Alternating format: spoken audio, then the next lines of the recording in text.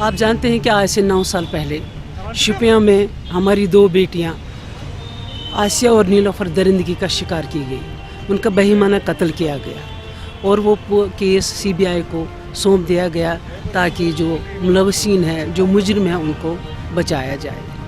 جان commission نے صفوں کے صفحے برباد کیے، بڑی ایک فائل بنا دی، لیکن ہماری بچیوں کو انصاف نہیں ملا.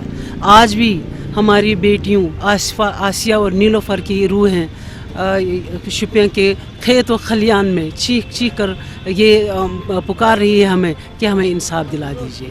آپ جانتے ہیں کہ اس وقت محبوبہ مفتی اپوزیشن میں تھی اور اس کے خلاف بھرپور مظاہرہ کرتی تھی، سڑکوں پر آتی تھی، اور انہوں نے آسیہ اور نیلوفر کی لواحقین سے یہ وعدہ کیا ہے کہ اگر آپ ہمیں ووٹ دو گے تو میں آپ کو انصاف دلاؤں گی. ہم ان کو ان کا وعدہ یاد دلاتے ہیں اور صنف نازک ہونے کے خاطر وہ اس درد کو، اس کرب کو، اس مصیبت کو، اس درندگی کو بخوبی سمجھتی ہے اور وہ اپنا ایک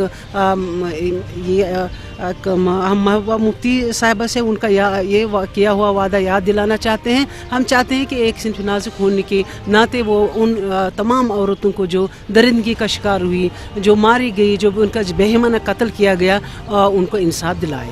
اور میں یہاں اس وقت پروٹیسٹ ہم صرف اس لیے کر رہے ہیں، ایک تو آسیہ اور نیلوفر کی یاد میں ہم یہ جگر کے پھولے ہم جلاتے ہیں. اس سے انصاف تو نہیں ملے گا، لیکن ہم بار بار انصاف کی دہائی دیتے رہیں گے کیونکہ we believe in justice, we believe in democracy, we believe in every human dignity.